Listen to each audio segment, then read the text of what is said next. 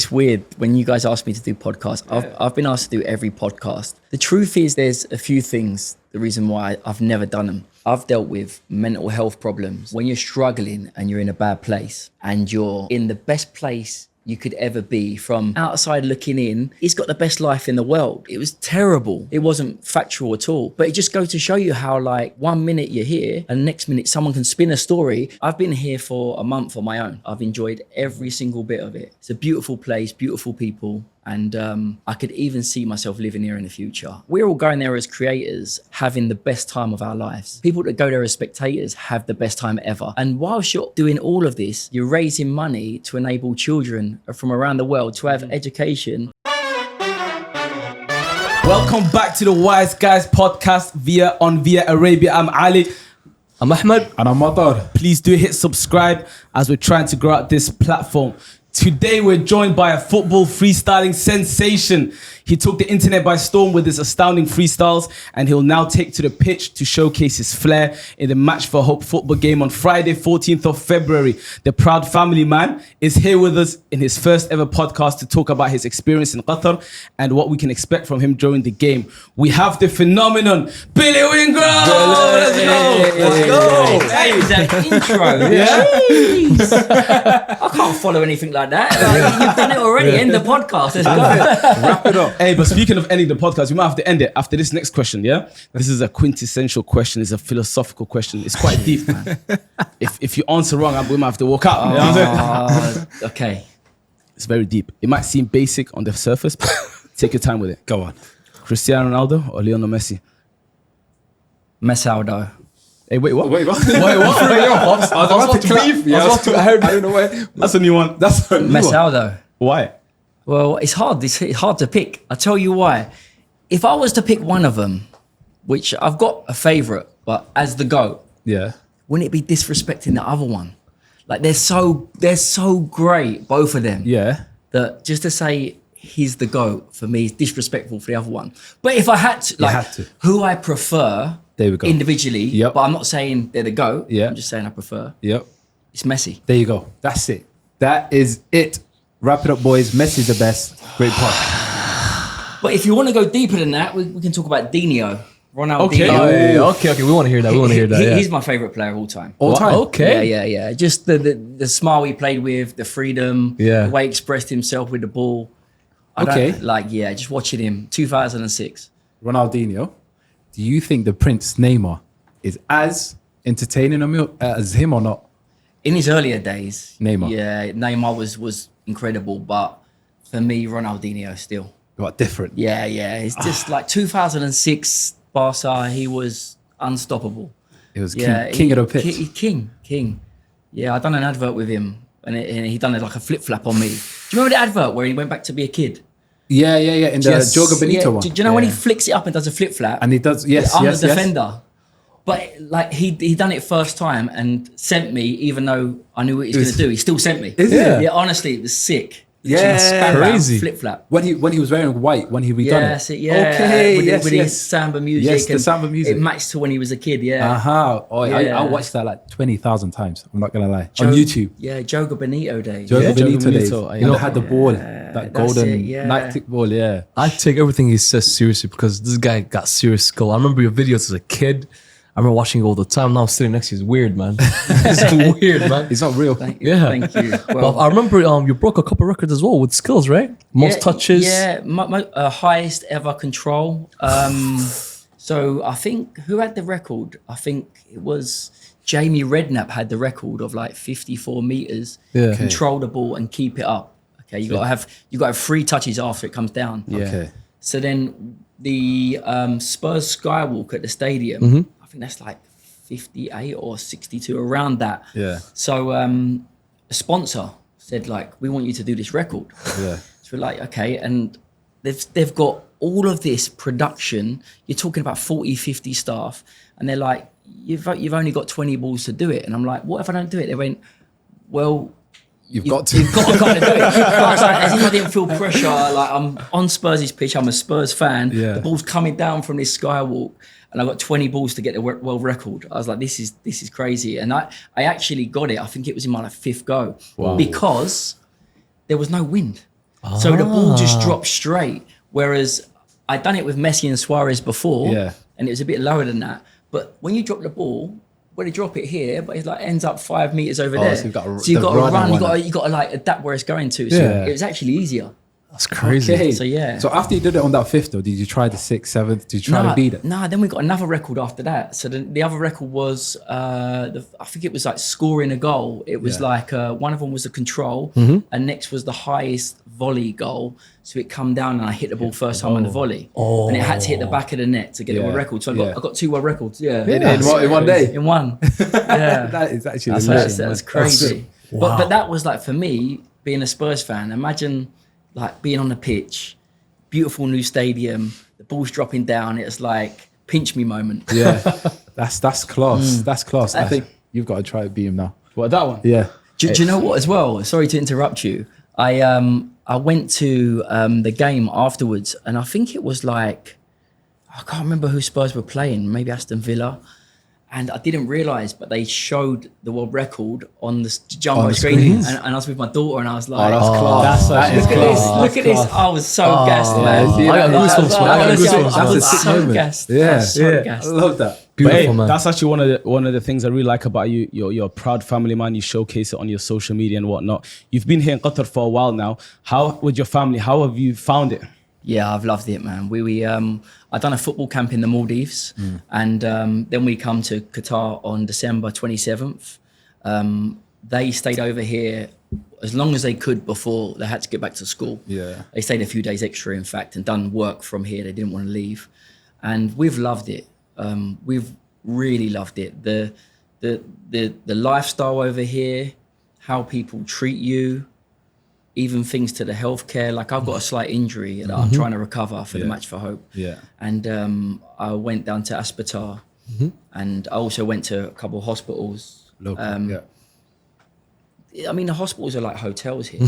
Like you go in and there's bottles of water on the side, and like you just can take some water if you're thirsty. Yeah. And there's sofas and just everything about this place is class. And the people that live here, the locals, the expats that come over, it's just so good. Like I can't express in words how much I actually love this place. it, yeah. And do you know what? I come for the World Cup, but it's hard to get a true opinion on the country just coming in for a football match with so much going on, and you're in and you're doing socials. You know, I've been here for a month on my own. Like, I haven't been bored once. I've enjoyed every single bit of it. It's a beautiful place, beautiful people, and I could even see myself living here in the future. Wow. That is. I think for me, family is the most important thing in your life, right? 100%. And then you got to think about,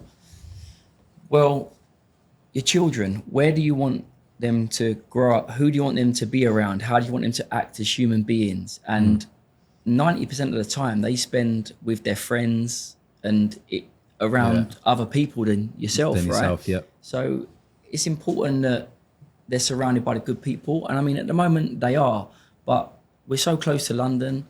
Do I let my daughter go out into London? No, it's not safe enough. Do I let my kids play out in the street? No. And the area we come from is not terrible. Yeah. But you still couldn't do that. Over here, I know people that live over here. I've Roman signed for Lusail Academy, and I've seen how they are in the compounds, and the kids are just playing out. And I thought, this is like when I was a kid. Exactly. You can't do that in the UK anymore. No. And other things like the cost of living in the UK and healthcare. I mean, I can go on, right? Yeah. So it's like everything negative that I feel about the UK is the total opposite here. So it's a beautiful place. It really is. Now, there's so much to offer. Yeah, see, for sure. That's one of the main things, of course, the safety that you touched upon and everything. But because this country is built for families, where you got the facilities, you've got about 10,000 parks in each in the area, so you never get bored. Yeah, and it's so safe. Do you know? I just jump on them little e-scooters. The e-scooters, I've done 11 miles the other day. 11 miles on e-scooters. Yeah. I went over to the Pearl. I come back. I went over to the park, and I just had my AirPods in, and I was enjoying life. I was thinking, this is I'm living here. I'm like, I love it. And you could enjoy it even more because it's so clean. Yes. Beautiful weather all the time. It's amazing, man. But going back to when he said going to the park, I remember the first time I went to a park here and I seen kids on swings and running around, screaming. Yeah. I just stood there for like 2 minutes thinking, wow, I remember this when I was a kid, Yeah, when I was 9 years old.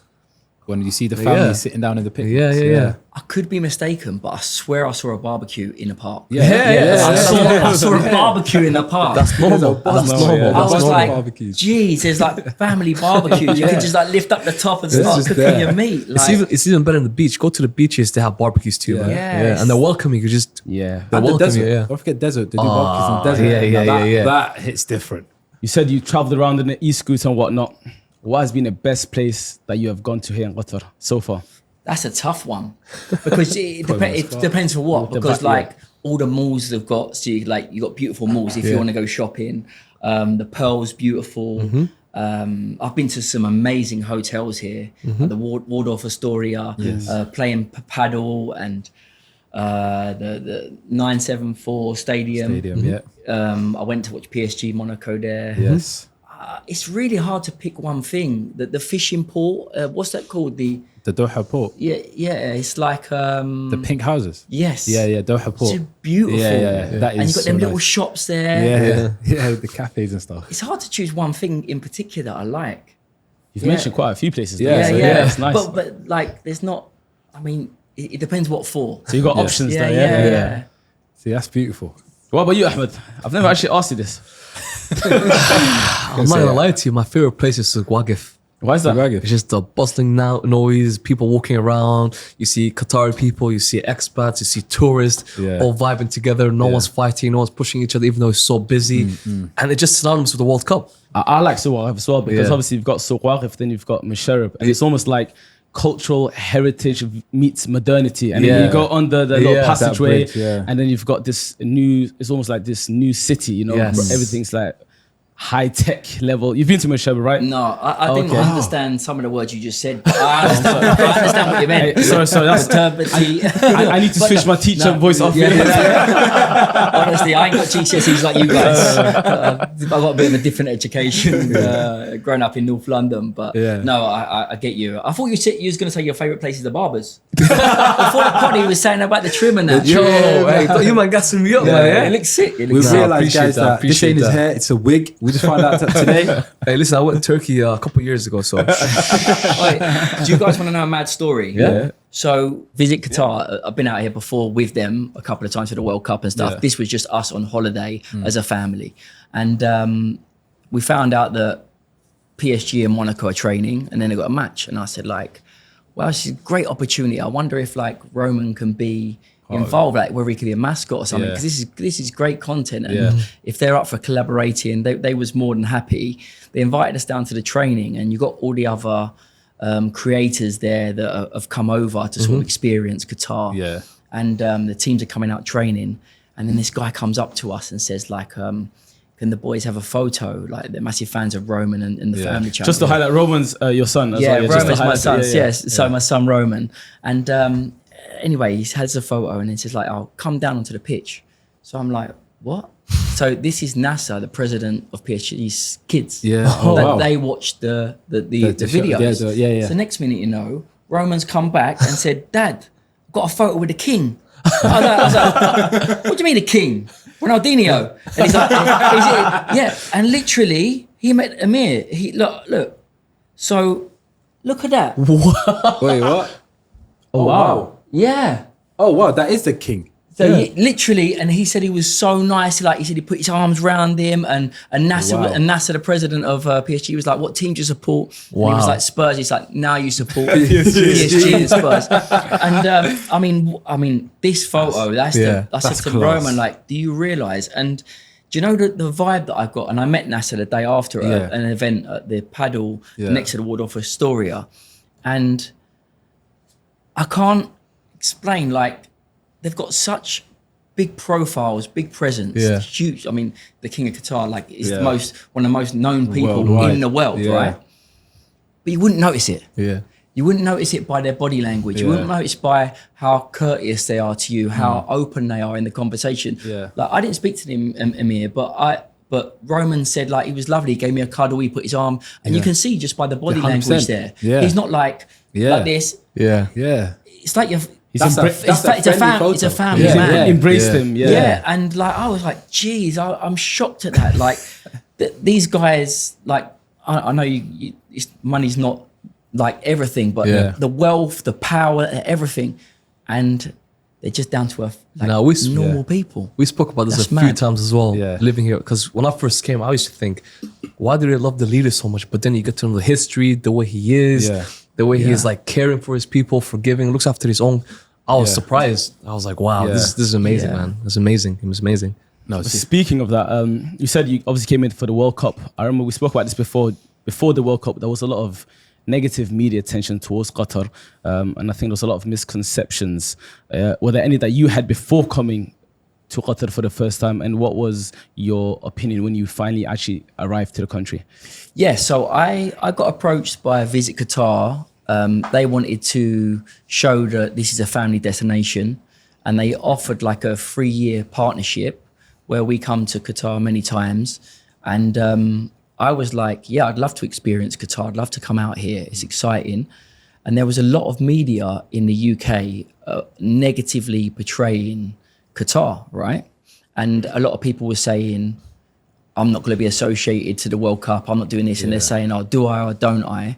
And I said, like, you can't pass judgment without seeing something with face value. 100%. So I said to the guys, I said, I want to come over to Qatar. I want to see it. I want to witness it. I want to go to the stadiums. I want to see what it's like. And then I'll make my own judgment On it, because I think media can portray any story they like, right? That narrative. It all depends what narrative you want to portray and then who you're trying to target and what the reason for that is, whether it's right, wrong, true, false, propaganda or whatever. So, and it's like that with not just this scenario, but many scenarios. In general, So for me, I felt like I need to come over it. And I came over it and I went to the stadiums and I saw the place and I was like, I honestly can't put 2 and 2 together. Like it makes no sense. Like from what I see with my own eyes and what I hear and the people that I've met and I've been around myself, I've explored myself, I've explored with the guys. And I thought to myself, like, I can't go off a judgment that the media are trying to portray there. So I come here and I was like, no, this place is different to what people actually think it is. And I still think to this day, there's people in the UK and all over that may not come here on holiday because they might think it's a different to what it is. But when you come here, you're like, geez, it's a lovely, beautiful place. Everyone's friendly. You fit in as normal. Yeah. So like, for me, and this got brought up a couple of times, and I even had a newspaper in the UK. They contacted us and said, we're going to do a write-up on you. And it's about how you're taking, I won't even say the words, but money from Qatar and not announcing that you're putting ads on your videos. Now, I come to Qatar and I'd done the video for the sponsorship, but I loved it so much over here, I carried on making content, right? I went to like the water park and then done some football videos, posted them, nothing to do with getting paid. I just enjoyed it here and wanted to create content. They took that as I'm getting paid and now I'm not putting an ad on the video. And this whole article was terrible. It was not right. I mean, my lawyer managed to stop it. Sort it out, It wasn't factual at all. 100%. But it just goes to show you how like 1 minute you're here and next minute someone can spin a story that isn't true at all. And if that would have got public, if I didn't have the right lawyer, that would have been my name, this play, everything. So it goes to show you it's not really a nice thing. But adding to that, before you even said that, I was going to literally say, when you speak about Qatar, I could see the passion. Yeah, I could actually see the passion, honestly, there's not many places that I've been to that I can say I would happily live in that place. We have applied for O1 visas to possibly move to LA. My wife and family like it out there. There's many downsides to LA, but there's many good sides as well. Over here, I think I can't really give you the downsides. I can't. Like I said to you afterwards, the only thing I miss about the UK at the moment It's my dogs. They're like literally, Yeah. they're just my dogs. Could bring them here too, Yeah, man. yeah, that's Enjoy. it, Yeah. exactly. What are they called? What's your dogs called? Suki and Saxon. Suki yeah. and Saxon. We Yeah, miss you big too. up Suki and Sax. I miss the family as well, but they're coming over. They're coming over in a couple of days. You know what I mean? It's quite nice to have a bit of time with the kids. No, I'm joking. Yeah. What do you think about cats? I got 2 cats. No, cats just like listen to me. Cats for me, they just come for the food and they duck out. and 100%. Don't see them and they come back for the food. No loyalty, with the Yeah. cats. But look how cute she is, man. Oh yeah, no, it's Yeah? different. It's different. Come yeah, on. Yeah, that's it. No, cats. By the way, I thought you guys were gonna roast because I have her as my display. No, yeah, you guys good? We're used We're used to it now. It was weird at the start. I swear I had my dogs as well. I got my dog as one of the displays. You know when you can choose them. Yeah. See, I can't relate to this pet stuff. I can't relate. But yeah, Friday, February the 14th, Match for Hope, the game. You did participate in the event last year. How was that like for you?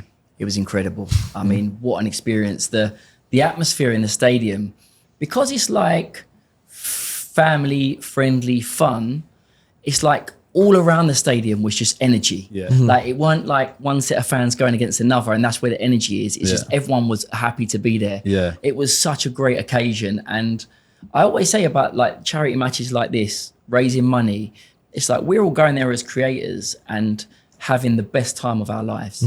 People that go there as spectators have the best time ever. Yeah. And whilst you're doing all of this, you're raising money to enable children from around the world to have education 100%. when they wouldn't have been able to have that. Yeah. I mean, £8 million raised. Wow. Yeah. That's a phenomenal amount of money. That's, wow, How many lives ridiculous. has that changed? Yeah. With education, they have a bit of hope, right? Yeah. Okay, get education. It might change not just their childhood and Yeah. growing up, Yeah. but their whole future could depend on that opportunity. Yeah. So look at what's at stake. And education above all is a charity that obviously we're raising the money for. And I hope this year, I hope we can get to 10. I really do. Imagine yeah, that. sure you Imagine. Inshallah. As teachers, education is a big key for us, big part of our lives. And specifically me, a lot of people might think I've been to school my whole life, but I think I've been to school only 4 years of my life. But luckily, I had a good teacher through a charity and family connection and stuff like that. Sorry. Yeah. One So I was second. go on. You've been in education Yeah. only 4 years. I think so, of yeah. your life. So year 2, year 3, year 4, year 5, then year 6 we had to move and situations happened. Yeah. We went to Africa for a little bit, specifically the motherland. So stayed there, moved around. Then I came to the UK, I think around year 10, 11. Oh, so you had like a few years. Yeah. Yeah. So I had a. And you had to I got- adapt. Yeah, I had to adapt. GCSEs, I don't know what that was, but luckily I was a nerd. So I used to love reading and stuff like that. So English, I got good at it quick. Yeah. But maths and science, I got cooked. Then I had to retake that. But luckily, when you have a good teacher, that changes your perspective in life. You Yeah. just now look at I'm a teacher. I teach English. It's crazy, That's right? crazy. 'Cause And you're a really good teacher as well. Like, Appreciate like, that, man. empathy. Appreciate that. Shout out. Appreciate that. It's so funny because like I didn't get a good education Yeah. at all. I was dyslexic. I'm dyslexic, so I had my own like teacher in primary school. When I got to senior school, it was so bad that I didn't. It wasn't a thing. I wasn't even in the bottom set in schools. And then, like for me, sports was always my outlet. So like I knew that dyslexic. I haven't ever read a book in my life. I find it hard. I mean, I can read, Yeah. but like I You just can't don't enjoy it. process it. Yeah. Also, I've been diagnosed with ADHD, which I've never thought Okay. I'd have, only last year. But my education, I didn't get any GCSEs. I've not got any. But like I am an exception because I managed to navigate a way through, and I have a different skill set that I managed to harness. But like, and I say to my kids as well, like, just because I've managed to do that without education doesn't Yes. mean that everyone don't have to have an education. Like my kids are lucky enough to go to a private school, and my daughter's got dyslexia. And when she was in her old school, she was struggling so bad. When she had a different type of education that was more targeted, less kids in the class, now she's like the top set. So that's it amazing. goes That's to amazing, show yeah. you when you harness it. Like I always just thought, okay, I won't try because I can't do it because I'm this and that. Like it's easy to label yourself dyslexic. Yeah. I'm not going to learn. Yeah. But my daughter's like living proof that you can go from one to the other, and she's doing. Like, I'm so proud of her. She's doing so well, more than I could ever do. So. education's so important to every part of life, even just learning and developing around other children. Yes. Like, it's not just what you're learning from your teacher, but the communication skills, all the things you can get from being around people. I agree, because with education, it's not just the individual, but it's actually the community. Yeah. The families, the whole, I guess, the country. And that's what gets developed. It's not a direct just knowledge, but like you said, it could be like little stuff like social skills, motor skills from a young age that they pick up. And this is what Match for Hope, the beauty of it, and the £8 million that has been raised. We've seen the video actually when they went to go show where this £8 million has been used, and I watched it maybe a few times, that video. It was just beautiful to see. I would love to go and help create one of them videos and go and live to see the change and what it does. Yeah. Like, I think that would be so humbling to see, like, I say all of everyone's efforts. For us, we just go and play football and it's fun. Like, we get so much out of it ourselves, you know? It's like, not claiming that any one of us have done anything special apart from turn up to an event that we want to be at. But when you look deeper than that and you see, like, you're actually impacting people's lives, coming together. Yeah. And that's Match for Hope putting that on. See, that's the thing. Even coming back to within the country, like, I'm sure you guys have seen it in schools, all the kids have been raving about this. So it's just that's people that don't talk in school sometimes are talking about Match for Hope or sports in general. So you're doing a big thing for the country before even, like, what you're raising is exceptional, but for the country alone, that's putting a smile on a lot of the kids. That's what I mean about everyone wins from this situation. Like, the people that come together and go and watch it have the best time, have memories for life, us playing, and then the money raised. So big up Match for Hope and education above all for all their hard work. I see, like, Fares, my guy that puts all this together, I don't know how they do it, like how they manage so many people coming over, so many flights, all the details and the hospitality they gave us last time. We got treated like kings. I said to Farah, I said, bro, do you know this isn't normal to be treated like this in the Fairmont Hotel, and any food's covered and all the family flying out business class. I was like, to the kids, don't get used to this. Do not get used to this. Next week is Ryanair, bro. No, but that's Qatari, Arab, and Muslim. Heritage. Yeah, that's what we do as Muslims. Regard from any country in the world, as a Muslim, we always have to welcome our guests. Hospitality. What was your highlight from the last Match for Hope event? My highlight would be there's so many highlights, but I guess, like, I should have got a goal in that match, but I guess making an assist was really good. Do you know what I mean? Like, I made an assist, so, like, for me that's quite a big thing. Like, I'm always critical. Like, if I ever play a football match, I don't like losing ever. I might not show it to the people. Inside I'm either burning or overjoyed. But hold on a second. You said you don't like losing, right? You support Tottenham though. That was a shot fired. Maybe they're to blame, you know? Maybe that's the reason, bro. But you're born into that. Like, I was born into that. Like, you can't change your teams. Like, my family originally from Tottenham, and I've had, like, all my life full of pain. In the only hope that one day it will turn around and then it'll all be worth it. That's the only hope we can hang on to. Yeah, you enjoyed 2008 though, right? The Carling Cup final. I was there. That's the only trophy I The remember. Van der Vaart Bale days were quite nice as well. We've had some great players and also great teams, but we just never seem to get across the line. And also with Spurs, for me, every time they're going like this, they just go like that. And I don't know why. Look at how many times we're building, and then just crash. But listen, you're an extremely skillful player, you know? What's the skill that we can expect from you in the game? Something for people to look up for. Do you know what? I'm not that skillful. Hey, you feeling okay? Nah. What are you on about? Nah, I'm not that skillful. It's weird because when I play, I just like to use pace. And now I'm getting older, it's hard. But it's more like touches. Touches and movement and pace and the striking of the ball, I guess. Okay, so we're going to do something. As Wise Guys, we're going to give you a challenge. You have to do a certain skill in the game at any point. Yeah. And then hopefully the people can catch that in the game and clip it. Yeah. What do you think, boys? What skill should we say? I'm thinking, Go easy on me, nah, lads. I'm thinking Lads. like rainbow flicks on me. Neymar. Got a neighbour. Whoop. Imagine I tried it, flopped it, and got subbed. Yeah, I walked off like that. No, but do a step over. I like What? step No, over. he will do that. He's gonna do that anyway. naturally. What about a nutmeg? Like, just Okay, that's hard. a Yeah. nutmeg. Yeah. And then after I do it, I'll try and do a signal or something. Oh, Not like running with the ball like this, but like after, yeah. That would be great. Just touch it like this or something. Do on Iniesta as well. I like the way that you said you was going to come up with a skill, and I've come up with a skill.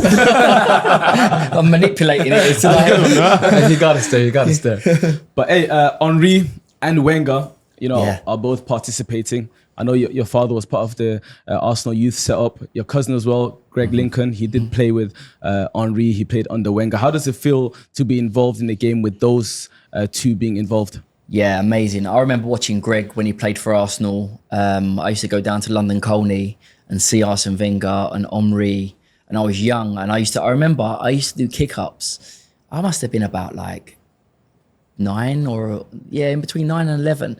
I used to see him walking past and like do kick-ups to try and impress him. Like, it's weird because I was good at the skills. So I was like, quick, do some kick-ups. No, actually, I think it was before that with George Graham, actually, before that.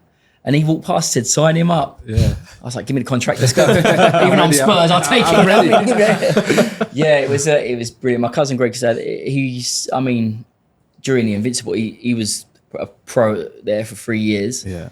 Yeah, he's centre midfield. You're not going to get in front of Petit and Yeah, Vieira. It's very, very hard. Tough. But he was good. He played for England schoolboys, and he made his debut, and he played on the bench against Panathinaikos in the Champions League and got on, which was good. And now he's actually managing England under 17s. So Wow, yeah. okay. So he managed when he stopped playing.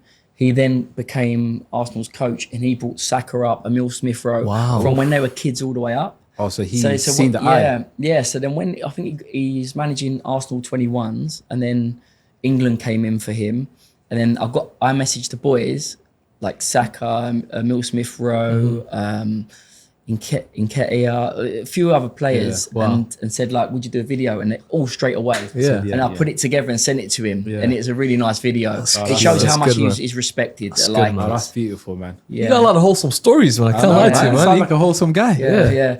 And my dad was it wasn't Arsenal. He was at Spurs. Yeah. And a funny story about my dad. He got told he had to stop playing football at 15, playing for Spurs, to go and work on a fruit and veg stall with Ronnie and Reggie Cray. Oh wow! So do you remember that? The Cray twins. Yeah. So he went and worked on their fruit and veg stall.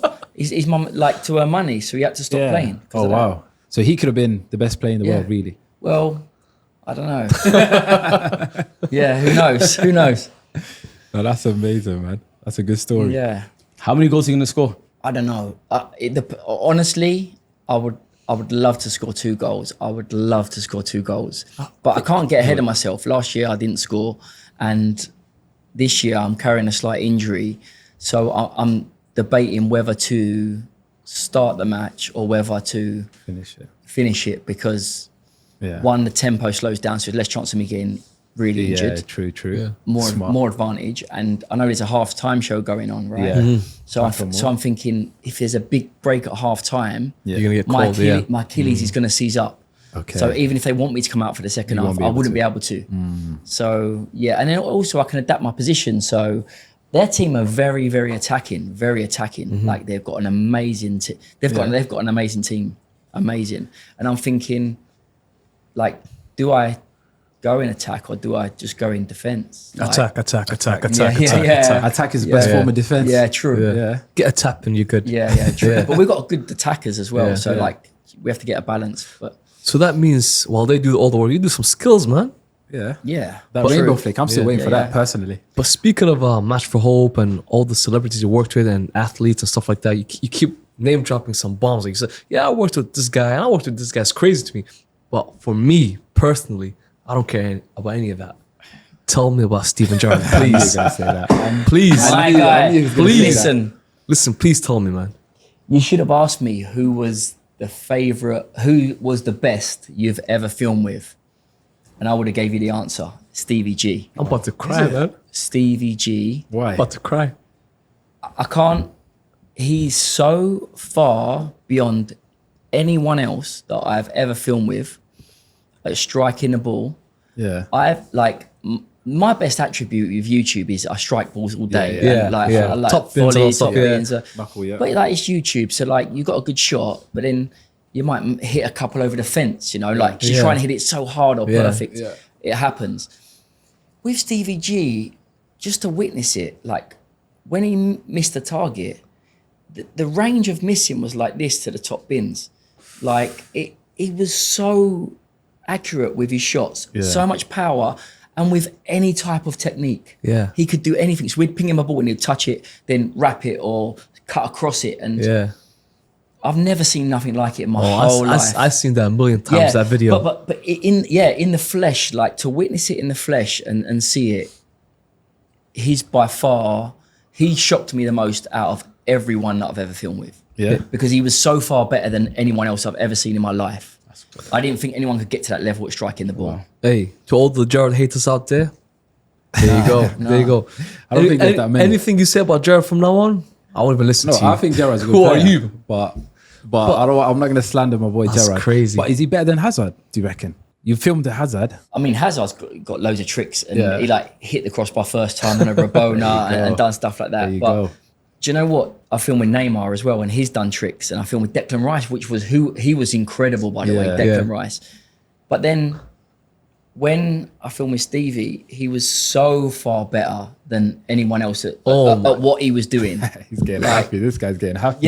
Yeah, he was so far better. So like you had Neymar was incredible back in the day. I mean, so many players we Yeah. filmed with, even Ronaldo. Yeah. Body doubled for Messi. I've been with them all. Yeah. But I'd say Stevie G Goodness gracious. done me, man. something that I didn't think that level existed. Oh my God. No one else really. Yeah. The most complete would be Declan Rice. Like Yeah. Oh, he could do anything. Like strike a ball, left foot from the halfway line, ping it like it was his strong foot onto the bar, touch, skills. He could do. So he shocked me as the most complete. that's crazy to me, do man. everything. But I would say Gerard. See, when it comes to athletes, celebrities, I've seen a lot. But I think if I see Gerard, I think I'm collapsing. And now you saying this, That just confirms I'm that. thinking this back home. You've done something here. Like we're not going to hear the end Yeah, of we're this not now. going to end this stuff. But at least, yeah. there's a nice story about Stevie G as well. So Hey, yo. there was a kid playing football, Liverpool fan, with Gerard on the back, and his dad come back from military service after like 10 years. Did you see this video? Yeah, and he stands by the pitch, and the kid during the session sees his dad and just runs over. So I reposted that on my story and tagged Stevie. Yeah. And then Stevie messaged me saying, can you get their number? I'll give them a call. And FaceTime the kid. Oh, wow. So I messaged the mum and said, like, Stevie G says, like, can get your number. He's going to FaceTime the kid. And then they FaceTimed, and then she posted it. And like, I was in the middle of all this unraveling. Yeah. And it's the most beautiful thing. I wonder if I've still got the conversation on my phone. But yeah, so Stevie, it shows what type of person Stevie is. You know, he saw that and he said, like, oh, I'll give him a FaceTime and say hello to the kid. He's the GOAT, man. The GOAT. Yeah. See, I like that. That's nice. Yeah, that's it's really nice. That's actually nice, you know. That's a side that you don't know Yeah. about players or people. Really. You never know. Yeah. Like, it's interesting. Nah, for you know us that as about well. Gerard. Trust me. Yeah, you know, Yeah, that about Gerard. Yeah. You know that about Gerard. Hey, you're in Qatar. This is a segment we do. We do Arabic phrases that we've learned. You know, we're teachers, so phrases that we've picked up in the classroom. We might share some with you. You might want to use on the pitch, you know? Some interesting ones. Obviously, all PG, we're teachers, you know? So you don't have to be alarmed. Okay. But who wants to go first? You know what? I got one you could use on the pitch, actually. Yeah. So let's say someone has the ball, right? And you want to pass. Yeah. You could say, ilab. They'll just pass it to you. Ilab. Boom. Yeah, ilab. Ilab. Ilab. Yeah, there you go. Why am I saying it like that? Hey, you say Try it. to relax. Yeah, you said it good. His iron game is kind of good, though. Yeah. So that's pass. No, Ilab. but we sing like, Is that you, play? you sound like, but you're like, ilab. Ilab. Yeah, there you go. There you go. But Excellent. imagine, like, but if I do that, like KSI has got the ball, and I'm like, Ilab. And he's like, bro, what are you chatting on, bro? So I've got to pick and choose where they're right. Yeah. Make sure you like Abu Fala or someone like that. Yeah. Ilab. Yeah. There you go. Yeah, Okay, yeah, you got this. Nah, forget that. You should know what you should say. You say واحد اثنين. It means like 1, 2. yeah. It's Yeah. like واحد اثنين. 1, 2. What happened? I'm terrible at repeating that. So say it slowly. واحد Wahid اثنين. ethni. Yeah. Wahad ethni. Yeah. It means like 1, 2. 1, 2. I swear, if I pulled that out, and I think he would stop and look at me and be like, "How did you learn that?" And then just lose the ball. I would fly and lose the ball. I'm going to turn up a bit. You got to say, Shfihai, after you smoke someone, yeah? Skill them up. Shfihai. Shvihai. What does that mean later? Like, look at this guy. Shvihai. Shvihai. Yeah, that's good. I'm remembering that one. Yeah. So what you're gonna have to do is when I do your challenge, which is a nutmeg, I've got to say that, and then you got to get the footage and get a lip reader to confirm. Okay, let's go. What is it? Shfihai. Shvihai. Yeah. Shvihai. Yeah. Yeah. I'm saying all of this that I'm gonna score goals and do skills. Nah, you will. I probably won't. You will. But even if you don't score, God forbid, which you will, inshallah you will. Just do this. Yeah. Regardless, No, I will. for no reason. Let's say you're warming up. No, it's not for no reason. It's for the Wise Wise Guys. Guys. No, for every reason, bro. I'm doing it. And if you're at the game February 14th, the Match for Hope game, make sure you got your cameras on Billy Wingrove to capture those moments. Yeah, as soon as he gets that little skill, Yeah. you might see him do the Shfihai. Well, I might even give everyone a follow that uploads the screenshot and tags us both in. That's amazing. That's crazy. Okay. Yeah? Okay. Yeah. Wise guys. Wise guys. People be waiting there like, I'm ready to screenshot this. It never comes. Really don't score. But you know, Walk off like that. yeah. But you've said you've been in Qatar since when? December 27, right? Yeah, December 27th. I'm surprised you didn't put on any weight because the food here is. Oh my. Food's don't good. start. Yeah. Food's good. Food's really good here. I've been training hard though. Every other day, I'm in the gym twice a day. Every other day for my injury. So I'm actually in better shape than I've ever been. I'm quite slight anyway. Yeah. But yeah, the food's good, man. It's delicious, Food's man. good. What's your favorite Yeah. spot? What's your favorite spot? Do you reckon? It's Or hard. type of food even? I like steaks, right? Yeah. But there's a restaurant called The Market. Do you know The Market? It's in the W Hotel. Okay, yeah. Never heard of it. It is so good, man. Okay. Yeah. So good. The market. Market. Yeah. Market. And they got the spice market there as well, which is more like curry foods and stuff. But Okay. it's really, really nice. I mean, I've been to other nice restaurants, but they're typical chains like STK, Zuma. Yeah. Zuma's beautiful out here, Yeah. by the way. But and then other than that, yes, it's a market. And I'm not just saying that because I'm staying there, because I've had their food, breakfast, lunch, and dinner pretty than much anything. every single day. Yeah. It's costing me about 300 quid a day I'm spending on food, but it's so good, man. It's worth it. Yeah, it's so good. And then the variation of food's unbelievable.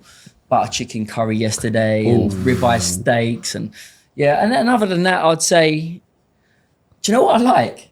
I like Nando's, yeah, because you've got these espetada things. What is that the little Yeah, dangling thing? we don't have them in the No, UK. no, we don't. The We don't. UK are Yeah, missing out. We don't have Whenever I those. bring someone to AJ, our editor, when he comes over, I'm like, get espetada. Am I saying that right, by the way? I think so. Espetada. I've never had that. I'm not Portuguese, No, so South you should get African, so I don't the know. next time we go to Nando's. I was there yesterday. You should get the chicken. What's it called? Arusa. Oh, chicken arusa, yeah. Arusa. I'm not chicken arroz. Yeah, Chicken arroz arroz. or something What like is that. it? It's like Heavy. it's like a probably one full chicken. You cut it into 8 or 4 pieces, whatever you want, and rice. Just try that. Yes. Try that. I've got some left in my fridge actually. Yeah. Still enough. Heavy yesterday. food. I'm Heavy, coming yeah. over. I'm coming No, over. you're I'm banned. coming You're over. banned. I'm coming over. He's acting like we're coming on an invite, but we're just Yeah. I'm coming over as well, straight after this. Do you know what I was going to say though? Like, it's been, for me, it's about the restaurants and stuff. Like I eat in a W. I've been to a few different restaurants, but it's quite, when you're on your own, like you don't want to just like pop up to a restaurant and sit down. sit Like, down. it's like, Yeah. so I normally like, I go for like lunch somewhere where it's not busy, and then I just get room service Oh, okay. from the market restaurant to my room. Yeah. But funnily enough, I've been out here on my own, and I've met up with a couple of people a few times, but I haven't been bored once. Like I've just done stuff on my own and it's been fine. Like go to the beach for the day, beautiful beach. It's been therapeutic. See? Very therapeutic. Nice little mental health break. Yeah, honestly, I think everyone should experience some time on their own and not chasing the next, whatever the next is, whether it's financial or whatever. Wherever. And you learn a lot about yourself. You learn a hell of a lot. Interesting, man. I think that's a nice way to wrap it up. Yeah. Is there any final things you want to say? Any final words that you want to share? Well, I mean, I could go on and on, but I want to say thanks for having me, guys. It's a pleasure, man. Been a I pleasure. wasn't aware of the podcast. When you guys reached out, I had a look on the Instagram and I was scrolling through for about an hour and a half for the videos going on and on and on because they were so good. Yeah. Appreciate And that. what I man. will say is you guys have great chemistry amongst yourselves, amazing chemistry. And that will be the defining factor on the success of what you do is how well you guys interact together. That's amazing. You guys are incredible. So keep going with it. I wish you nothing but the best of success. And that's crazy Yeah. coming from you, man. I was telling you, I used to, because you know, as when you work and you have so much responsibilities growing up, I'm not a YouTube person. Yeah. But your videos just, Boom, boom, boom. Hey, which footballer are they playing with today? Yeah. I'm like, what skill are they doing? So hearing that from you is Yeah. crazy, man. We were lucky. Honestly. We were lucky with the F2. I say lucky. Me and Jez worked so hard to get to where we need Yeah, to. there's no, but- I know your story, like from where you were, Yeah. like, Yeah, from like start to 15 years finish. ago, your YouTube videos in your kitchen, stuff like that. I posted a picture. I posted a video yesterday of me with Pirlo in New York City FC Yeah. on Instagram. Him doing. I put the ball up and he does a volley. Yeah. I've And seen that it's video. because someone messaged me saying like, you're playing with Pirlo, like his technique. And I was like, yeah, I filmed with him. I've seen the technique. Yeah. I was like, I've got to go back through the F2 videos. Yeah. And I was going back through the videos and that was like 2017, I think. And I was like, geez, look all that I'd done. Yeah. It's weird when you're in it, right? That you don't actually stop to think and like really truly process it until you kind of look back on everything and you're like, 100%, yeah. we have done so much so well. And obviously the next part of my journey is with the family channel and creating all their memories. And it's I'm looking forward to that. But yeah, it was a great moment just to sort of go through to try and find this video and actually process all of the things that we've done along that journey. It's been incredible. That's amazing. That's amazing. That's amazing. All I could say is, because a Muslim, all could say is mashallah, man. That's amazing. Yeah. That's good Oh, to hear, Allahumma man. barik, yeah. Allahumma barik, yeah, Allahumma man. Mashallah. Yeah. Yeah. Like inshallah. Yeah. So inshallah is like God willing, it will happen. Mashallah is like please for you to happen. Like God made it happen. Yeah. So that's amazing. And you know what? My little brother, Omar, shout out Omar. I told him today, oh yeah, I'm gonna go to Billy. He was like, what? He was in uni. I just hanged up. Should get him on FaceTime now. Oh. Get him on FaceTime. You know what? Let me FaceTime Put him it, right now. get the mic to the thing. But yeah, even we're teachers, like we just come from school now. The classrooms are going crazy. Yeah. We're gonna see Billy there. What? No. I kept it a secret. Yeah, no, I had to flex. I had to get the points up. You know, what I mean? I had to get my street cred, get the aura up. I have to do a video for the guys. Yeah, we'll do Definitely, something. man. Yeah. Definitely, man. He's getting 2 more rings. That's 1. Nah, let it play. Hey, let's out. hold up the L for him. Yeah. That's a big L. Omar, see what I'm doing for you? Yeah. Oh my bruv, Listen. I'm not waiting. I'm not L, waiting. L for Omar. Man. You L gotta for cut it. Omar. I'm not waiting. Omar. I'll give you 2 more. I'm out, bruv. I'm not waiting around all day. That's all. Omar, you flopped this, man. Hey, get out of here. Don't tell him till he sees the. Yeah. Don't tell him. Billy's gonna invite you to the VIP game, like tickets. What? Oh, what a loser. But yeah, thank you so much for coming on. You know, we hope you score a hat trick and you have a great game. But yeah, anything else? Any final words, boys? That's about Nah, it, man. man. Pleasure having you, man. Pleasure having you. Honestly, Pleasure guys. being your first ever podcast Yeah. appearance, man. Yeah, Yes. that's a massive honor Yeah. as well. Do you know, Thank you so much. it's weird when you guys ask me to do podcasts. Yeah. I've been asked to do every podcast. The truth is there's a few things, the reason why I've never done them. I'm not that confident. Like, I'm not like sort of a guy that feels confident speaking. Yeah. Maybe because my education or whatever. Across the videos, it's easy because you can control and edit, right? Yeah. But yeah, so like sometimes I think to myself, do I sound dumb or get a bit of Yeah. anxiety Yeah. around it, you know? But I looked at you guys and I could tell by your videos how comfortable I would feel sitting with you guys talking. Amazing, man. That's Like, beautiful because to if hear. if you're sitting down talking to someone that you've never met before, and it feels like you're mates, it's just natural. Yeah. You're not forcing anything, and I could feel that energy just from your content. Wow, appreciate So that. full Appreciate props to that you a lot. guys. Thank you. And And we're also really happy that you mentioned things like, you know, you had dyslexia, ADHD, Yeah. because we're teachers, you know, Yes. and we have students that have these in our classrooms, but we try to, you know, empower them, embody them, sort of support them, give them a platform, help them develop. And for them to see us sitting with you and you're massively successful, it will instill a sense of belief in them, you know. So we're really happy you touched upon that as well. Honestly, I mean, I don't know if we're running out of time here, but like, you can go deeper than that. Like, not just the ADHD or the dyslexia. I've dealt with mental health problems like before in the past, and it's funny because when you're struggling and you're in a bad place, and you're in the best place you could ever be from a financial, from a profile, from outside looking in, he's got the best life in the world. But a few things are happening behind the scenes that are affecting you mentally. You feel like you can't tell anyone because you'll get judged on how. What do you mean? Okay, How can you not? How can you have mental health problems? You drive a G-Wagon, or you got the best, like you got a beautiful family, or you got your house. You got this, all the things that. And when you're struggling with mental health for whatever reason, like you can have nothing, you can have everything in the world, but that don't dictate your mental health. Like there's certain things that do dictate it, whether it's issues that happen in your past or traumas or stuff like this. And I had a few issues when we were sort of like towards the end of F2. I had a few issues with my dad passing away, then the Rascal warehouse that we owned, well, we used, the logistics company, burnt down. Then 6 months later, I had hip surgery, but I had a scan on it, and he said, like, it's 50% chance you're going to kick a ball again. So I'm going into this surgery, and he said, you need a new hip now. He said, but if I give you a new hip now, you're going to need 3 more in your lifetime, possibly. So they won't do it. They don't like to operate 3 times. I'll shave down the bone, I'll patch it up. You haven't got no labrum cartilage. All these things going on in my life at the time, and a few other things as well. And then you have to go in front of camera and it's like pretend that everything's okay. And I found it really difficult to deal with the fact that it's not the true me.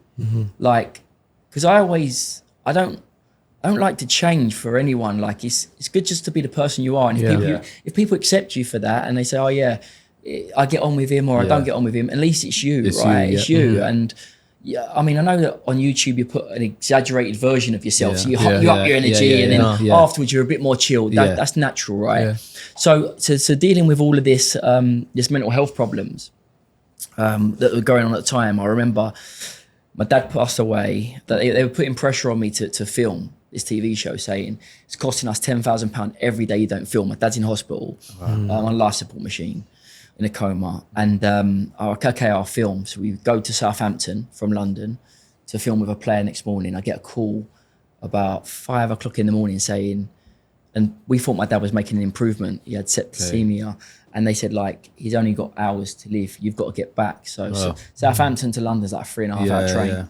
So I just run out the hotel, run to the train station, jumped on a train, and just sat there, and the worst 3.5 hours just accepting the fact that my dad's going to pass away when he didn't see it coming. 100%. And it's the worst thing ever. Even the ticket inspector walked past and he said tickets, and I went to him like that, and he must have seen so much distress on me that he didn't even bother. He just carried on walking. Anyway, my dad passed away, and then 2 days later, the pressure again to film. I'm like, okay, I'll go and film. Like, I don't want to be putting pressure on other people, costing them money, and even though I feel absolutely terrible, just lost my dad. So they decide to film on King's Road in Chelsea, knowing that my dad for 6 weeks has been in hospital at the Royal Brompton Hospital in Chelsea, on the King's Road. They drive past the hospital where my dad's in the morgue, and 2 days ago I was there. Like I never thought I'd go back there again in my life, let alone 2 days after to film. To film, And I just felt like I was a product. I wasn't a human being. Like, who would treat a human being like that? Like, and it wasn't even a consideration. Yeah. And mentally, I found it really hard to then start filming and not let people know my true feelings and how I feel and struggling. So I've been in the lowest place anyone could ever be. And when you struggle with mental health and you feel like, I don't know if you guys have ever struggled, but it consumes you and you don't see a way out. It's like, it is what it is and it will never get better. Every day is like Groundhog Day.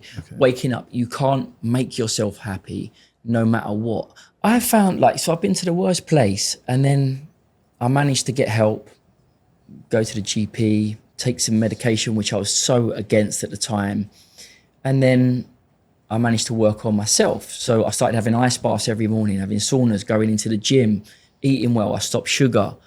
And I started to notice a change in my mental health. And I started to notice a change in me as a person. And I made them decisions. And then things started to change in my life. I started the family channel.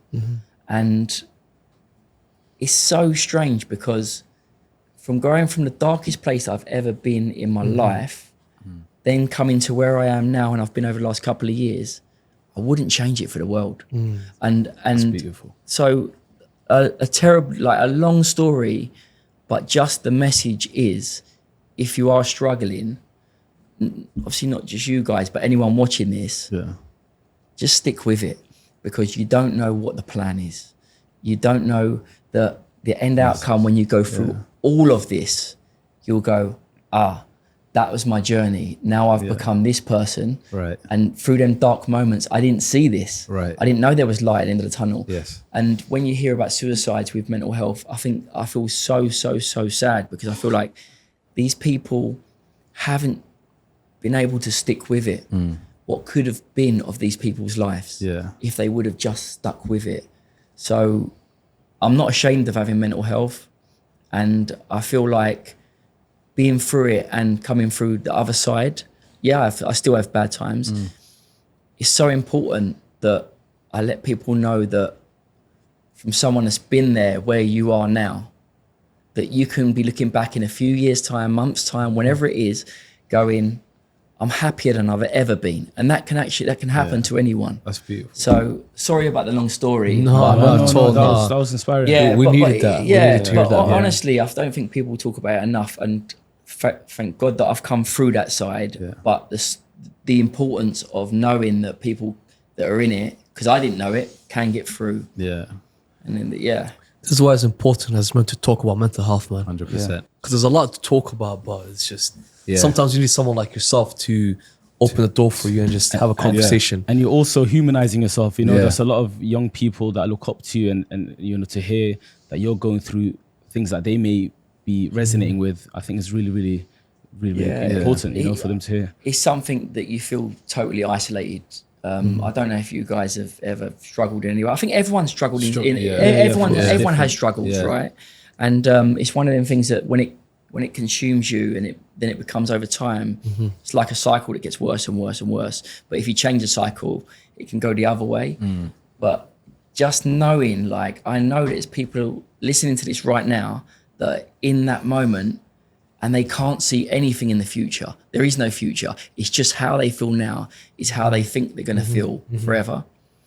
Totally not the case.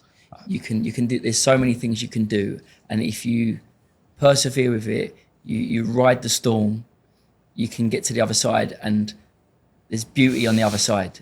And you'll be grateful for everything in your life and where you are in that moment, more than ever. See, that's amazing. Because we're like I said, we're teachers. In my school, I've actually started a podcast. He knows about. He works with me. But it's for students. The students run it.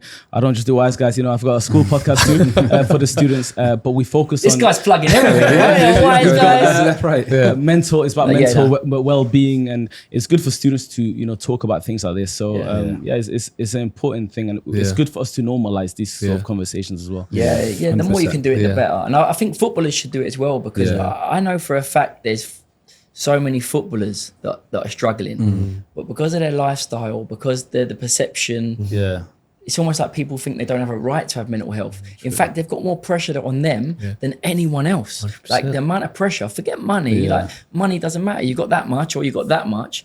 Eventually it doesn't matter. So that's not going to change anything to how someone feels if they're under pressure. They feel isolated. Footballers should talk more, especially if they're struggling, because they can be a real inspiration to other people. And speaking of inspiration and education, one of the main reasons why I became a teacher is because I never had a teacher that I really wanted to be like, except for one. Yeah. And growing up, I had teachers that shout on me, like I don't understand the words, you're not explaining it well. And growing up, I thought to myself, I need to be different. So that's why I became a teacher, just to like be that inspiration. Surprisingly, like not a lot of people know this, but when I was a kid, I never used to talk much. I was very introverted. Used to be shy around people. This took just one teacher, and also my mom. My mom's very introverted. She kind of helped me, but that one teacher showed me that I have the potential to be better. So I was like, wow, okay, you know what? She changed my life. Like right now, I'm doing a podcast with you guys. That's social amazing. media. I'm yapping 24/7. No, but if it wasn't for that teacher, I'd be just quiet. Yeah, but like, you guys must be the best teachers, man. Like, I think back to when I was in school and exactly what you said. That was the teachers. You guys are cool. You can relate. Like, it's just, the kids are lucky these days. Like getting people like you that can really relate to them on their level. Because I think back in the day, teachers were more older. They didn't really, I mean, I'm going back further era than you because I'm a lot older. But like before like mobile phones and stuff come in, I was just in school. Old ages, huh? Yeah, I was in school when mobile phones sort of started coming out and stuff, and it was changed. But it was totally different outlook. And even for someone that's struggling, say for instance, ADHD, not knowing that I had that, I would behave in a certain way, but it would just be seen as naughty or disruptive I've realized now only just like what triggers them behaviors. It could be like embarrassment of not knowing, all these things. But you guys being teachers, being so connected to your kids, you would understand that, which gives them such better understanding of themselves in that situation and how to deal with it from your perspective and from theirs. So like, the kids are lucky to have you guys. Appreciate that. Hey, thank you, man. Appreciate that, man. Appreciate that, genuinely. Yeah, Genuinely lucky, nice. man. Hey, it's been a nice podcast. Yeah, I like man. this. I've enjoyed it. I think you should come back again, man. There's more to talk about. I could talk forever. Yeah. Honestly, I don't want this to end. I'm enjoying it. Hey, we're enjoying as well. I've got good news. My little brother rang me back. Yeah? Yeah. Tell him it's too late. Tell him not interested. Not interested. Oh, here he is. Omar. Yeah. Yeah, listen. Yeah. Quickly, I'm just FaceTime you real quick, yeah? Oh, yes. Yes, what's going on? What's going on? He's the better looking brother. Oh, yeah. How you doing, bro? You good? I'm great. How are you? Yeah. What position do you play? Me, I'm a bit of a midfielder. Box to box. Box to box. Yes, come on. What about your bro there? Oh, man, when did you play? You know, I'm doing sometimes, you know what I'm saying? Hang on, I swear that's where you went for the same haircut. No, mine's better, man. Mine's better. Dead trim. What team do you support, boys? Should I put that? Yeah. Huh? I support the best team in the Prem. You know, Who is it? Liverpool. yeah, he knows. I gave it to you, bro. I gave it to you. It's only because I don't want Arsenal to win the league, innit? Wait. Tell him to say bye. Yeah, Spurs. Yeah. Lads, listen, I'll see you at the Match for Hope, yeah? You coming? They're London. Oh, you're in London? Jeez, bro. Tune in then, tune in. Be in sports. Sarcasm's killing me. Hey. All right, good to see you, lads. I'll see you soon, yeah? Love, take care, all the best. That was an amazing episode. But yeah, we're going to wrap it up there, guys. Billy Wingrove. Go and follow him on IG. What's the family channel? Do you want to give it a shout out? Yeah, the Wingrove family on YouTube. The Wingrove family on YouTube. Yeah. Amazing podcast. We hopefully will do a part 2 as well. Yeah, let's do it. We'll get a bit deeper. But yeah, guys, thank you so much and Thank you, take care. guys. Take care, February guys. 14th. Match for Hope. Match for Hope. Let's go. Hey, let's go. Nice.